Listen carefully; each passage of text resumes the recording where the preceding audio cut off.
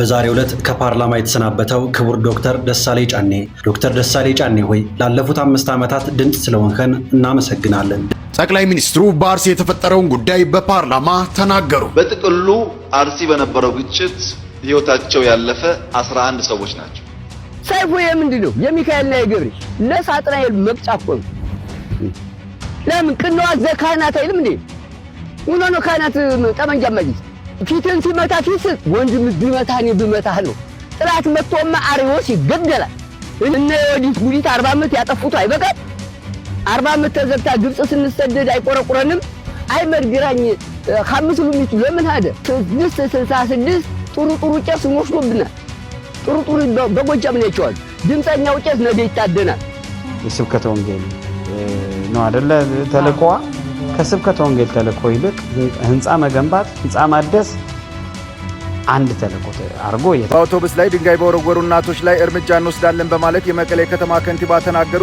ሰላም እንዴት ናችሁ? አዳዲስና ወቅታዊ መረጃዎችን ይዤላችሁ መጣሁኝ። የኢትዮጵያን ህዝብ ድምጽ ፓርላማ ውስጥ በማሰማት የሚታወቀው ዶክተር ደሳለኝ ጫኔ ፓርላማ ተሰናብተዋል። ጠቅላዩ ስለ አርሲ ዝምታቸውን ሰብረዋል። በአርሲም የሞተው 11 ሰው ብቻ ነው ሲሉም አክለዋል። አንድ መነኩሴም ቀኝህን ሲመታ ግራን ስጥ የሚባለው ለወንድምህ ነው፣ ጥላት ሲመጣማ አርዮስም ይገደላል ሲሉ ተናግረዋል። የቤተ ክርስቲያን ተልእኮ ስብከተ ወንጌል ነው። ወንጌልን ከመስበክ ይልቅ ግን የተያዘው ህንጻ መገንባት ነው የሚሉ ድምጾች እየተበራከቱ ይገኛሉ። ልጆቻቸውን በግድ ሲወስድባቸው የነበረውን መኪና የደበደቡት የትግራይ እናቶች ላይ እርምጃ ሊወሰድ እንደሆነ እየሰማን እንገኛለን። እነዚህንና ሌሎችንም በዚህ ቪዲዮ የምንመለከት ይሆናል። ለዚህ ቤት አዲስ ከሆናችሁ ቤቱን ሰብስክራይብ፣ ቪዲዮን ደግሞ ላይክ እና ሼር ማድረጋችሁን እንዳትረሱ። ከኛ አባት እንጀምር። አይመርግራኝ ለታሪክ እናንሰው የቄስ ልጅ ነው ተብሏል። ሀዘምዘም ሊያረጋደ እንደ ቅድሞቹ መነኮሳት እኮ ገዳማት የተበጠበጠው በመነኩሴ ነው። ሐሴቱ ገዳምና ባጻን እየወለዱ አትቀድስ ባህታዊ ታው ይለዋል። በኋላ ጊዜ ሲል የሞት ሞት ጓጉሮ ሞት መሬት ተከፍቶስተሚውጠው ይሰራለን ብሎ ሲነሳም እኮ መነኮሳት ቅዱሳን የሆኑ ይሰደቡ አይደለም፣ ሌቦቹን ነው እኛ የምንሰርቀው ነው። ጥሩ ካህናት አለ፣ አወስዋሽ አለ፣ ዝክር ብቻ ዘክሮ ማያስተምር ፍሩ ማህሮ ስብኩ ተኩላ ጽራፋለን በማቴዎስ 18 ቁጥር 19 የለን ይወክላ ካህናት ያውቃል። ዝክሪቱ እንዳቀር ብቻ ነው። እምነት ከሆነ 666 አብይ አህመድ ለምን እኔም አልሞት እስቲ አሁን ይነገርና ይስቀር እዚህ አወስዋሻውን ይነግራል። እዚያ ሲቆይ ለመራ ሄሎ ይሰራይ ልሙት 88 ዓመት ሆኖኝ ይህ ምንድነው ታሪኩ? ማን ዋጋ ለምንድነው? አድዋ እኮ እየተቀደሰ አድዋ ጽዮን ቅዳሴ ገብተው ኢጣሊያን መርፍ ተኮሰብን ተባለ። መርፉ ሲተኮስ ቅዳሴው ያብቃ አሉ አቡነ ማቴዎስ ይባላሉ። የምኒልክ ጳጳስ ቅዳሴው ያብቃ እስቲ ረጋ በሉ እናንተ አታፈንዱ፣ እሱ ብቻ ይተኩሳሉ። ቅዳሴው ስነ ስርዓቱ ሲገባ ፍታራሪ ገበየው መርፍ ሲተኩሱ ወዳው ህይወታቸው አለፈ። ኢጣሊያኑ መታቸው። ደጃማይ ባቻ ተተካ፣ ገበየው ቢሞት ተተካ ባቻ። መርፍ አገላባጭ ብቻ ለብቻ እያለ ነው ያጉራራበት። ይሄን ምንድነው? ካህናት እኮ ፊትን ሲመታ ፊት ወንድም ቢመታህ እኔ ብመታህ ነው። ጥላት መጥቶማ አርዮስ ይገደላል። እኔ መንኮሴ ነኝ፣ ያው መነኩሴ ነኝ። ቆባልኛ እዚህ በሻሻር ለምን ኢትዮጵያ ስትወረድ 66 ሀሚረቀት እነ ወዲት ጉዲት 40 ዓመት ያጠፉት አይበቃም? 40 ዓመት ተዘግታ ግብጽ ስንሰደድ አይቆረቁረንም? አይመርግራኝ ከአምስት ሉሚቱ ለምን ሄደ? ደማ የድፍረት እኮ ካህናት የሚያሰድበው ሻሹን ጠምጥቆ መሄድ ይቻላል። የውስጡን ጉድ እግዚአብሔር ያውቀዋል። መቅሉን ጠምጥሞ ነው የተረጋገጠ።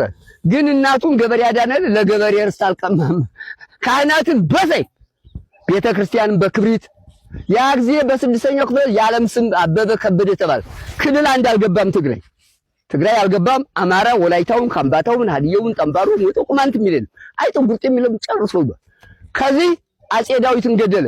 የአጼ ዳዊት ልጅ አጼ ገላውዲዮስ ተሸሽጉ ጠብቀው መቱት። ሲመቱ ሐረር የአህመድ ግራኝ መሐመድ ሚስት ገላውዲዮስ አፈራዋናት መጥቶ ዛሬ በከበሮ በግራ ነው የሚመታው። አህመድ ግራኝ የነበረበት ስለሆነ በከበሮ በቀኝ ብትመጣት አዚያ በጥፊት ይላሳል። አው አዚቺ ታይናገለው ዲዮ ሰማይ ከዛ ላይ 40 ወታደር ዛመጣ የገላውዲዮስን አንገት ቆርጣ ወደ ሐረር ዛሃዳል የሴት ሟለው እኮ እንኳን ይወንድ ሰይፉ የምንድነው የሚካኤልና የገብርኤል ለሳጥናኤል መቅጫ እኮ ነው። ለምን ቅንዋት ዘካህናት አይልም እንዴ?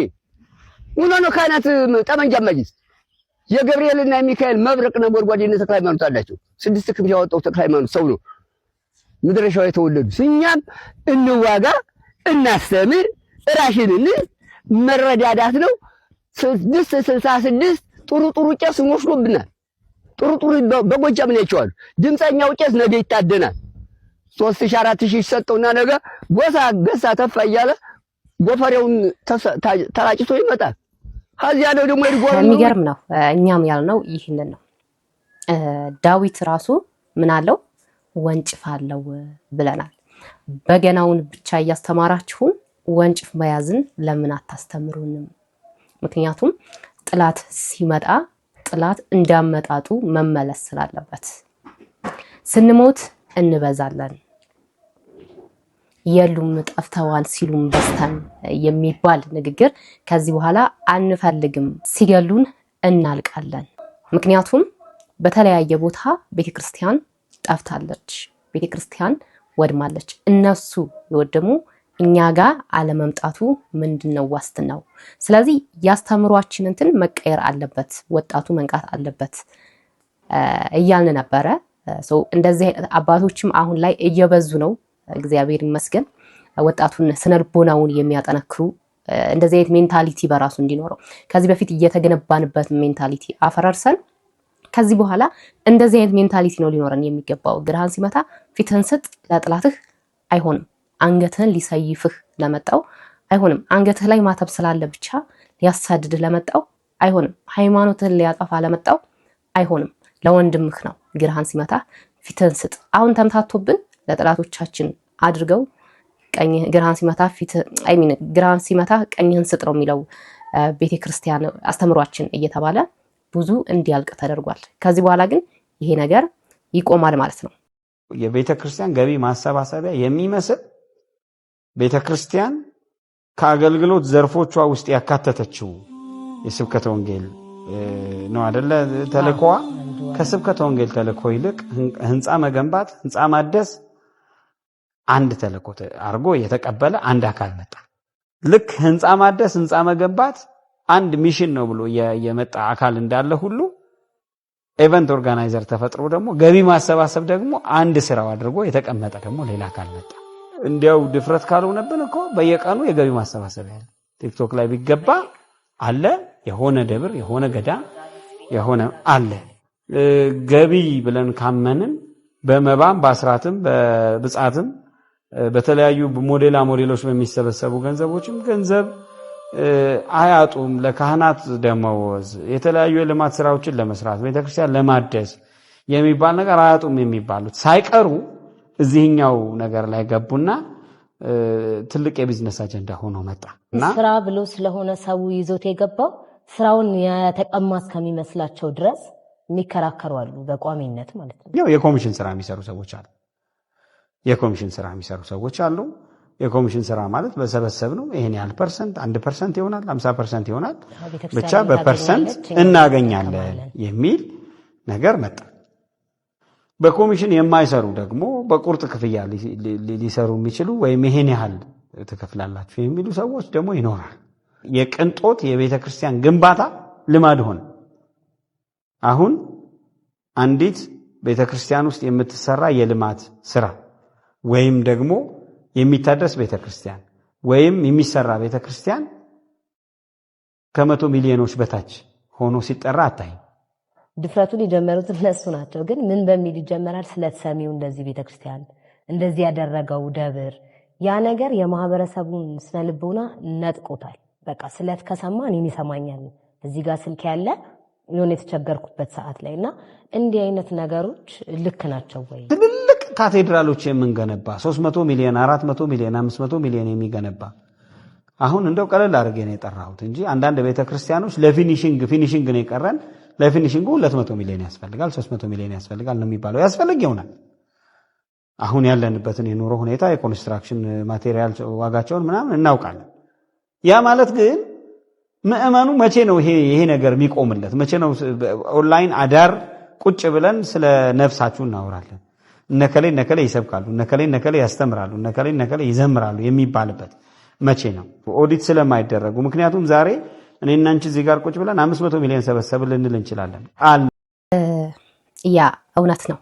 ምክንያቱም አሁን ላይ አይደለም ኦንላይን ይቅርና አሁን ቲክቶክማ በቃ አጧጥፎታል። ሲጀመር እንደው ከኦንላይን ወርደን ራሱ አክቹዋል መሬቱ ላይ ራሱ ብንሄድ ከስብከተ ወንጌሉ ወይም ወንጌል ከሚሰበክበት ሰዓት በላይ በየቦታው ብንሄድ ብር ነው፣ ገንዘብ ነው።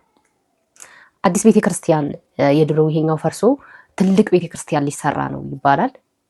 እንደው እውነት ለመናገር አሁን የትኛውም ቤተክርስቲያን ብትሄዱ የገቢ ማሰባሰቢያ የማይደረግበት ቤተክርስቲያን የለም። ቤተክርስቲያን ይገንባ፣ ችግር የለውም፣ ጥሩ ነው፣ እንገለገልበታለን፣ እኛንም እንገለገልበት። ይችኛው ቤተክርስቲያን ፈርሳ ትልቅ ቤተክርስቲያን ሊሰራ ነው ይባላል። ጥሩ የተሰራው ቤተክርስቲያን እንኳን ትልቅ ቤተክርስቲያን ካለ ከትንሽዬ ዓመታት በኋላ ሊታደስ ነው ይባላል ደግሞ ማለት ነው።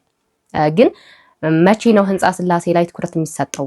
ማን ነው በዛ ቤተክርስቲያን የሚገለገለው? መቅደም ያለበት ማን ነው? አሁን ሌሎች ቦታ ብትሄድ እኮ የሚሰራው ወንጌል ላይ ነው አይደለ? ያው እነሱ ወንጌል ብለው የሚያስቡት ማለት ነው።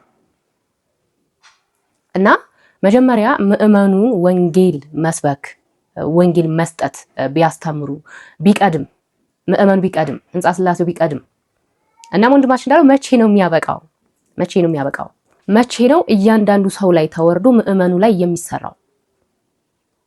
እሱ መቅደም የለበትም ወይ? ይሄ የሁላችንም ጥያቄ ነው። በእርግጥ አንዳንድ ቦታ ሬር ነው በጣም የሚቆጠር ቦታ ይሄ ነገር አስቆመው በራሳችሁ ስጡ እያሉ ያሉ ቤተክርስቲያናቶች አሉ። አንዳንድ ቦታ ሲሄድ በቃ ከዚህ በኋላ ስብከተ ወንጌሉን ነው የምናስተምረው ወይም ወንጌል ነው የሚሰበከው፣ ግን እናንተ ብሩን እንድትሰጡ የሚል መልእክት ብቻ የሚያስተላልፉ አንዳንድ ደብሮች አሉ። እግዚአብሔር ይመስገን ጩኸታችን እየተሰማ ነው። ግን ፕራዮሪቲ መሰጠት ያለበት ነገር በቃ መጀመሪያ ነው መሰጠት ያለበት። እኛ ስንኖር ምዕመኑ ሲኖር ነው አይደል እዛ ቤተክርስቲያን ላይ ሄዶ የሚያገለግለው ሰው ወይም የሚገለገለው። ስለዚህ መቅደም ያለበት ይቅደም ነው። ቤተክርስቲያንን አሰድቦ ያውቃል። የእያንዳንዳችን ኃጢአት ከደምረው በላይ ነው። ግን እሱ ፊት ለፊት ስለተናገረ ለምንድን ነው ደምረውን ላይ በላይ የምትጋብዙት? ማስታወቂያ እንዲሰራ የምታረጉት? ቤተክርስቲያን ላይ እንዲቆም ከበሮ እንዲመታ እንዲዘምር የምታረጉት? የሚል በጣም ብዙ ወቀሳ አለ። እነዚህ ሰዎች እንደዛ የሚሉ ሰዎች ንጹሐን ቅዱሳን ናቸው። እኛ ደምረው የምንከባከበው የሚሰራው ስራ ደግ ስራ እንዳለ ሁሉ ተሳስቶ ደግሞ የመጣበት ነገር ደግሞ እየመለሰው የሚሳሳታቸው ብዙ ነገሮች እንዳሉ እናውቃለን። ነገር ግን እግዚአብሔር ኃጢአትን እንጂ ኃጢአተኞችን አይጸየፍም። አንደኛ። ሁለተኛ ቤተክርስቲያን የተሰራቸው ለጤነኞች ብቻ አይደለም፣ ለበሽተኞች ነው። ቤተክርስቲያን ሆስፒታል ናት እና ቅድም እያነገር በሰማው ሰዓት ላይ 6 ወር ደምረው ከአገልግሎት መታገድ አለበት ስለሚሰማ ማለት ነው ብለን አስበን ነበር። ኋላ ላይ ስናወራ ግን እኔ ወጥቼ ይቅርታ ጠይቃለሁ፣ አጥፍቻለሁ፣ ላይ ተሳድቤያለሁ፣ ሰክሬ እንደዚህ ተናግሬያለሁ። ስለዚህ ይህንን መስማት ብትፈልጉ በጣም ብዙ ሰዎች ናቸው። ስለዚህ ደምረው ከፕሮቴስታንት የመጣ ፓስተር የነበረ ሰው ወደ ኦርቶዶክስ ተመልሶ ቤተክርስቲያን እያገለገለ ነው። 1 ደቂቃ ስሙትና ይቅርታውን ተቀብላችሁ አገልግሎቱ የማይገባ እግዚአብሔር የማይገብርበት የኢትዮጵያ ኦርቶዶክስ ተዋሕዶ ቤተክርስቲያን አስተምሮ የማልፈቅድበት መጠጥ ውስጥ ገብቼ ከዛ መውጣት አቅቶኝ ነበረ። በዛ ምክንያት ደግሞ ብዙ ነገሮችን አበላሸው። ስለዚህ ዛሬ በእናንተ ፊትና በአባታችን ፊት እንግዲህ ሁላችሁንም ኢትዮጵያውያን የምታዩ ውጭ ሀገር ያላችሁ ሀገር ውስጥ ያላችሁ ሁላችሁንም ይቅርታ ጠይቃለሁ።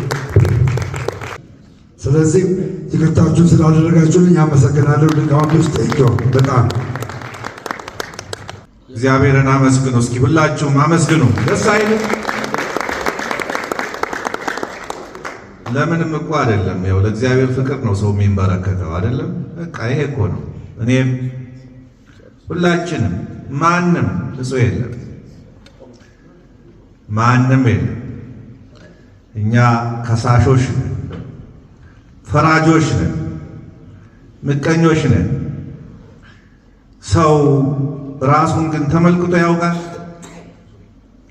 እኔ ደስ ብሎኛል ዛሬ ይሄ ወንድሜ የአምላኩ ፍቅር ልቡን ማርኮት በዚህ በዓለም ላይ ደምረውን ታውቁታላችሁ ሁላችሁም።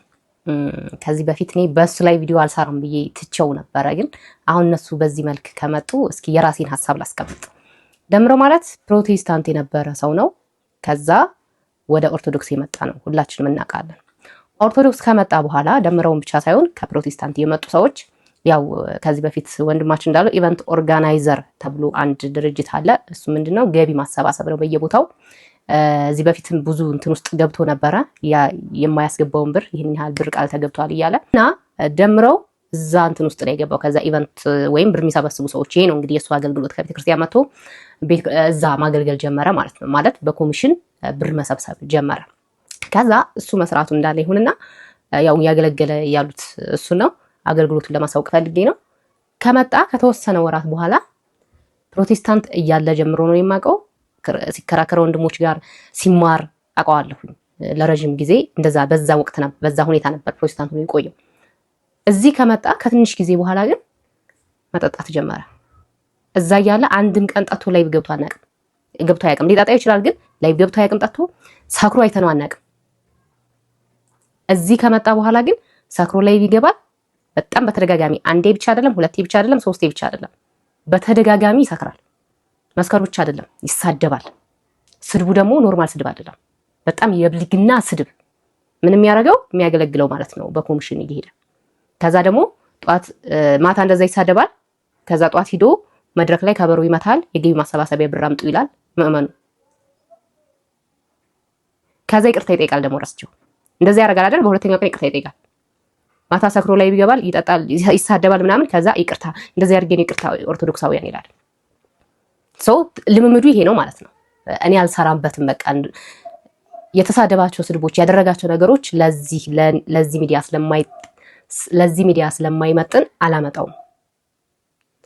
እና ይሄን ሰው እየወሰዱ በመድረክ ተባብረው ያስመቱታል፣ ብር እንዲሰበስብ ያደርጉታል። አሁን ደግሞ እዚህ ጋር መጥቶ ይቅርታ አስጠይቆታል። ከዚህ በፊትም ይቅርታ ጠይቋል።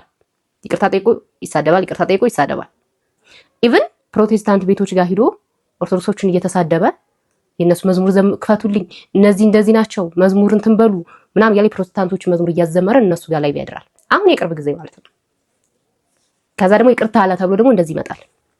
ምንድነው የምትሰሩት ማለት አልገባኝም። ይቅርታ ማድረግ መጠየቅ ትልቅነት ነው፣ እግዚአብሔርን ይጠይቅ። ግን ኢንቴንሽኑ ምንድነው? እዛ ሆኖ ሳይጠጣ ላይቭ ማለት ጠጥቶ ሊሆን ይችላል፣ ላይቭ ሳይገባ ቪዲዮ ሳይወጣ ኦርቶዶክስ መጠጥን እንደምትፈቅድ፣ ኦርቶዶክስ መሳደብን እንደምትፈቅድ እዚህ መጥቶ ሲሰክር ሲሳደብ ቆይተዋል።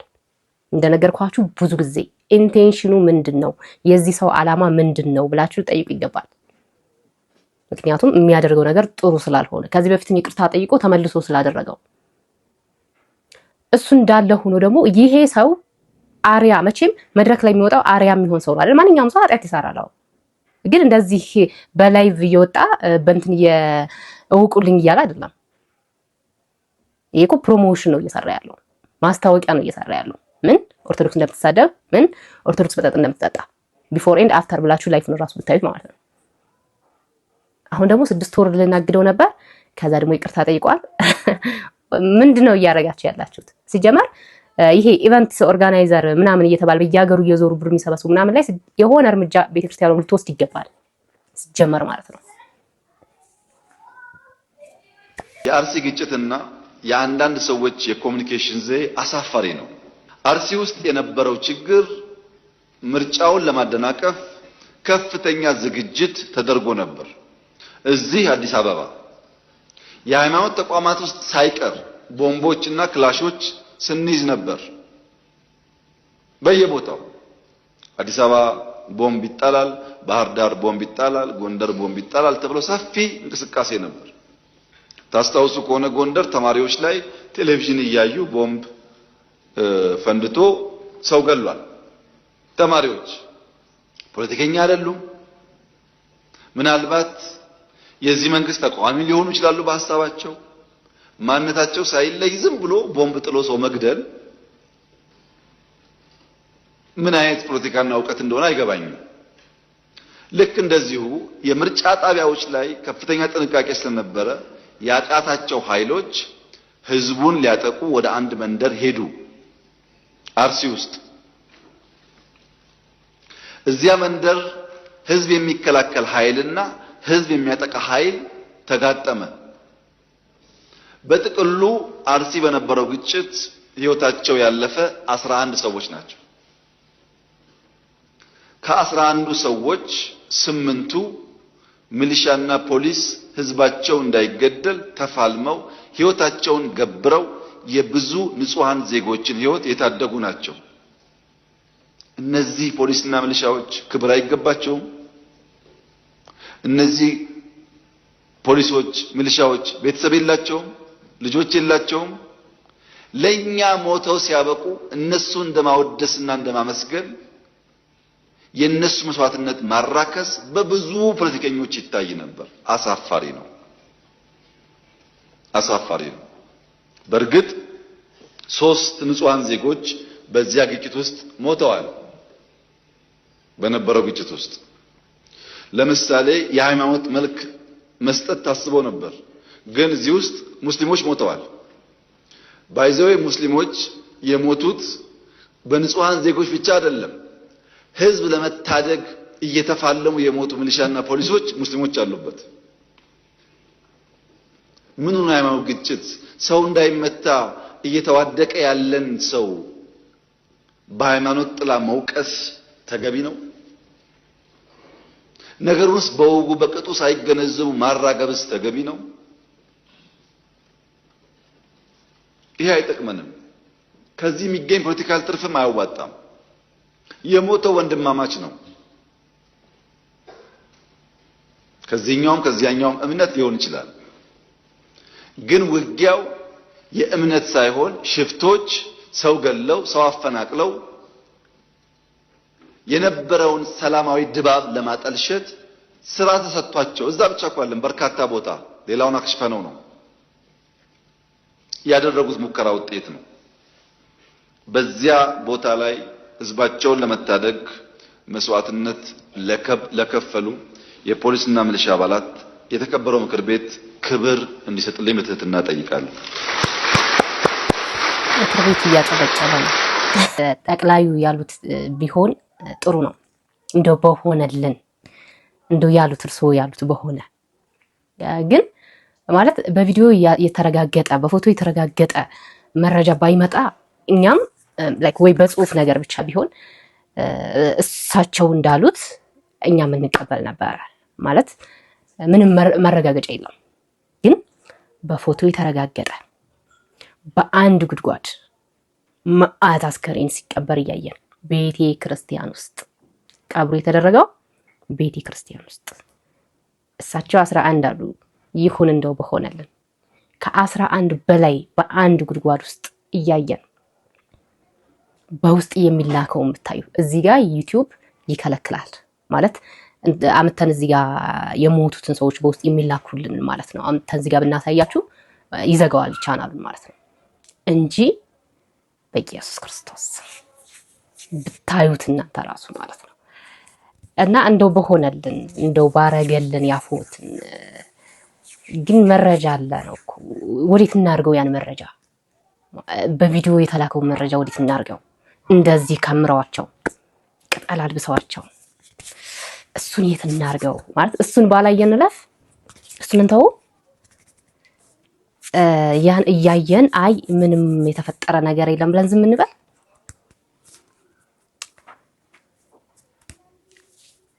ጨነቀን እኮ እኛም የምር ማለት እዚህ ፖለቲክስ ይሄ ራሱ ፖለቲክስ ነው ወይም ፖለቲካ ነው።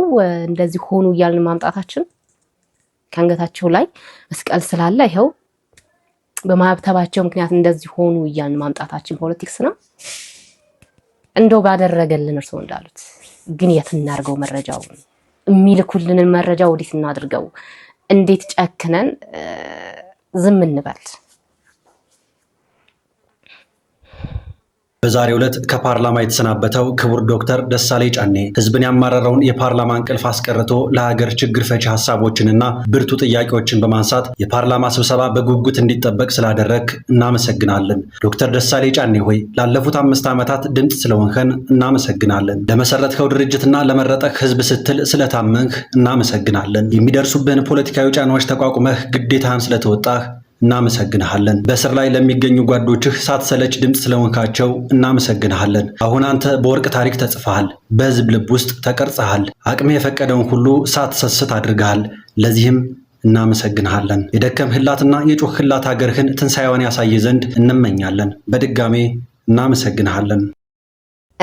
ያው ብዙ ጊዜ ለተገፉት ኢትዮጵያውያን ድምፅ በመሆን የሚታወቀው ዶክተር ደሳለኝ ጫኔ ከምክር ቤቱ ከፓርላማው ተሰናብቷል።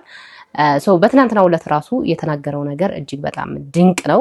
ከዛ በፊትም በቃ ስለ ኢትዮጵያውያን አሁን ላይ ስላለው ነገር በድፍረት ሌሎቹ ሲሸፋፍኑት ባላየ ሲያልፉት፣ ዶክተሩ ግን በድፍረት ጠቅላዩ ጋር ግብግብ በመግጠም ድምፅ በመሆንም ጭምር ስለተገፉት፣ ስለተፈናቀሉት፣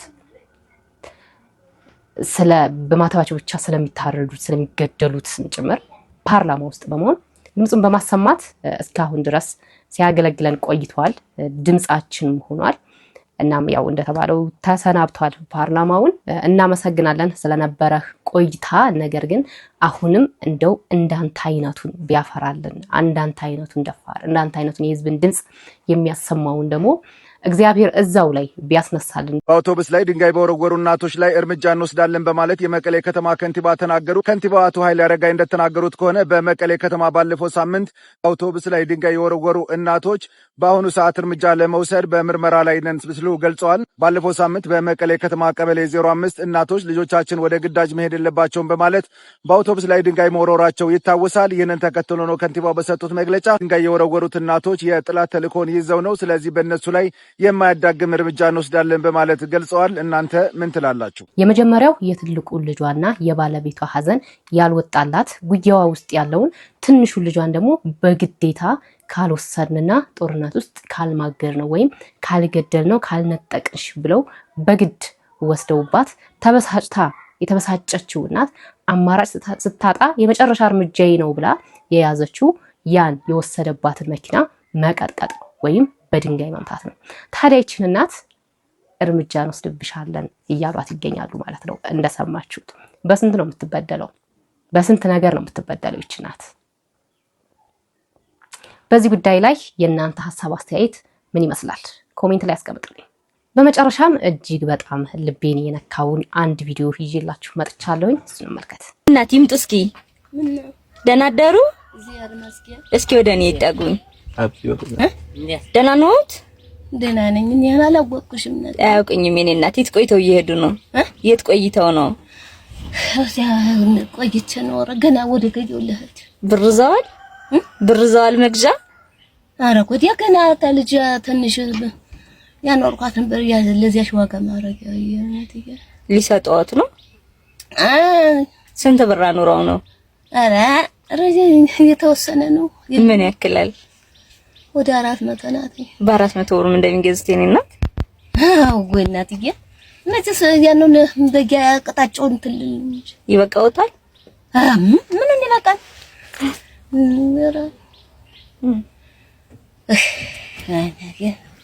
አለቤት የታለም ተለይቶን ያጭንቀት አረፈ። አሁን ለዚያ ማረጊያ ትንሽ ሙጫ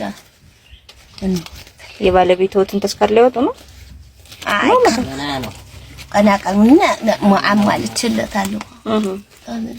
እሺ ማማ፣ አንድ ወንድም ተካ ይባላል። እናቴ መርቁኝ ጸሎት ያድርጉልኝ ብሎ 10 ሺህ ብር ልኮልዎታል። እሺ ረግሴ አቤት እናት አለ ይቶ እናት ጉልበቴ ነኝ ስሙኝም። እሺ እናቴ ልጅ ነኝ እኮ። እንዴት ነው እናት የልጅ ጉልበት የምትስሙ? እንዲያ እኔማ እንዲሁ አሁን ከቶን ወይም ባንዱ ጨዋታ ላጫውትሽ። አሁን እኩሉ ቡናውን ይጋብዘኛል። እሺ አሁን እንደሰጠሽኝ እንደዚህ እንዴ በጨርቅ የተቀበልኩኝ አልኩሽ። እንደ አሁን እንዳንቺ ከተምቸናት እሺ የተናት የሰጠችኝ አረ እናት ዓለም እግዚአብሔር ያቆይልኝ። አሜን። ያሰንብትልኝ። አሜን። እናት ዓለም ኢየሱስ ክርስቶስ አምላኬ ያቆይልኝ። አሜን። አረ እንደኮ የሚገርም ነገር እኮ ነው የዚህ ህልም ነገር። ዛሬ እኮ ሌሊት ነው እንዲያርገኝ በህልሞት ነው ብር ሰጠውት ያዩ እውይኔ እናት እንደው የሚገርም ነገር ነው። እውይ እንደዚያ የትየም በዚሁ ልክ ደግሞ ፍርዬ በዚሁ ልክ ቅጠል እንደሰጣችኝ እንዲው ጌታ የላይኛው ጌታ ደጅ የታችኛው ጌታ ያቆይ ይመችል። አሜን አሜን። ተካነ የሚመርቁት እሺ እኔ እናት ተካነ ይላል እንደማ ቁጣሪያን እየቆጠርኩ ነው አየው። እሺ እኔ እናት ደስ አለዎት? አሁን እኮ ምንድለት አንቺ ናተኝ ከተመቸ እንደው አመታ ቁጭ ያረግችልኝ። የት ነው የሚኖሩት ማማ? ወንጭት መጋሃል አሷ አምራተው እሺ እናት ዓለም እንደው ጌቴ ምሩቅ ያርግልኝ። አሜን። የተባረከ የተቀደሰ ልጅ ይሁንልኝ። አሜን አሜን። ትልቅ ሰው ነው። እንደው እንድመርቃል ጥሩ አርጋ። እሺ ቡናዬን እንደው እየጠጣሁ ቡናዬን እንትን እያልኩ እሺ እኔ እናት አሁን እንግዲህ ዝም ብዬ ይሄንን ልጅ ይሆናል። አቤት ምን ዋጋው ነው እንደሻለት አንዱ ዋጋውን ትተው ብሮትን ይዘው ሊሄዱ ነው። አራራራራራ በዚህ በፈሪው ልክ ይስጥልኝ። 0961 27 15 88 አሜን የኔ እናት። አቤት አንተ መላኩ አራ